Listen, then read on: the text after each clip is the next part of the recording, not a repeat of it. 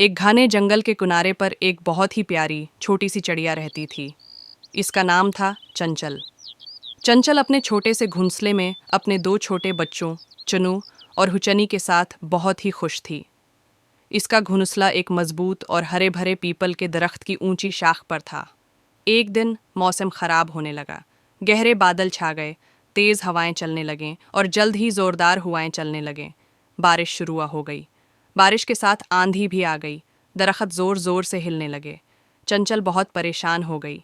इसने अपने बच्चों को घोंसले में छिपा लिया और खुद उन्हें अपने नन्हे पैरों से ढांप कर बारिश से बचाने की कोशिश करने लगी। बारिश और हवा का जोर बढ़ता गया।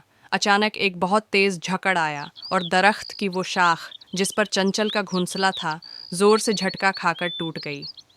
घोंसला दरख्त से टूटकर नीचे जमीन पर गिरा। चंचल, चिनू और चनी सब बहुत डर गए। घोंसला लिट गया था लेकिन खुशकिस्मती से सब महफूज थे। बारिश अब भी जोरों पर थी। चंचल बहुत घबरा गई।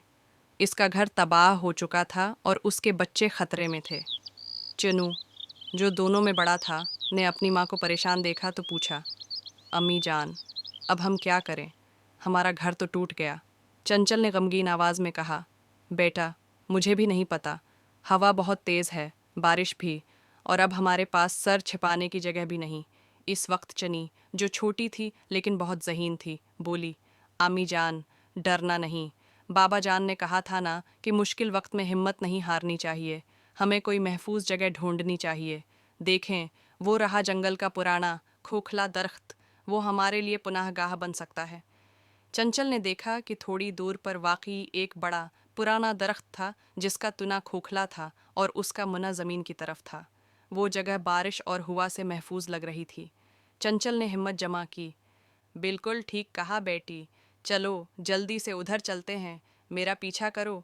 चंचल ने अपने परों को फैलाया और अपने दोनों बच्चों को हुआ और बारिश से बचाते हुए, टपकती हुई छलांग लगाते हुए इस खोखले दरख्त तक पहुंचने की कोशिश की। रास्ता मुश्किल था।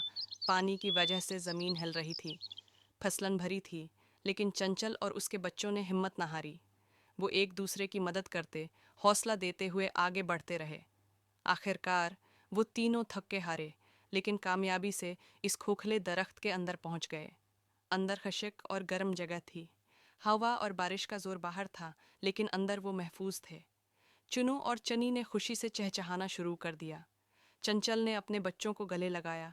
शाबाश मेरे बहादुर बच्चों, तुम दोनों ने बहुत हिम्मत दिखाई, खास तौर पर चनी ने, जिसने मुश्किल वक्त में हल सोचा। चनी मुस्कुराई, अम्मी जान, आपने भी तो बहुत हिम्मत की। आप हमारे सामने चल रही थीं और हमें हौसला दे रही थीं। स्पुक। बारिश रुक गई।